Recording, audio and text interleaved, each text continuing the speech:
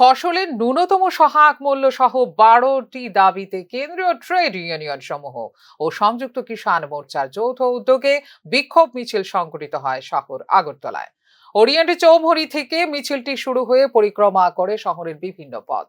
ফসলের ন্যূনতম সহায়ক মূল্য, 4টি শ্রম কোড বাতিল, রেগায় 600 টাকা মজুরি, দ্রব্যমূল্য হ্রাস, সাম্প্রদায়িক সম্প্রীতি রক্ষা করা সহ 12টি দফা দাবিতে দেশব্যাপী মোদী সরকারকে সতর্ক করতে রাজ্যে রাজ্যে আন্দোলনে সামিল হয়েছে ট্রেড ইউনিয়ন সমূহ এবং সারা ভারত কৃষক সভা বলে এদিন জানিয়েছেন কৃষক সভার রাজ্য সভাপতি পবিত্র কর।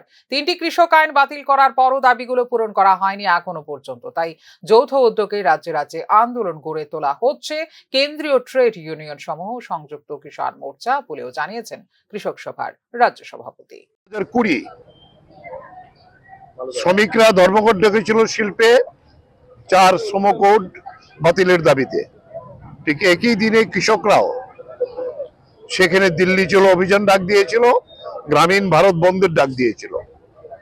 এরপরে কৃষকদের আটকে দেওয়া হয় এবং 384 দিন লাগাতার অবস্থান করে 750 জন শহীদের মৃত্যুবরণ করে তারপর নরেন্দ্র মোদী বাধ্য হয় 3 কৃষি আইন বাতিল করতে।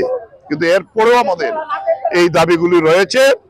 কিন্তু আজকে 3 বছর পেরিয়ে 4 বছরে পড়েছে, এই দাবি মানা হয়নি। তাই এইবার আবার সমস্ত কেন্দ্রীয় ট্রেড ইউনিয়ন এবং সংযুক্ত কিষাণ মোর্চা সিদ্ধান্ত নিয়েছে এই জমায়েত আমাদের সারা দেশের 500 জেলায় হবে।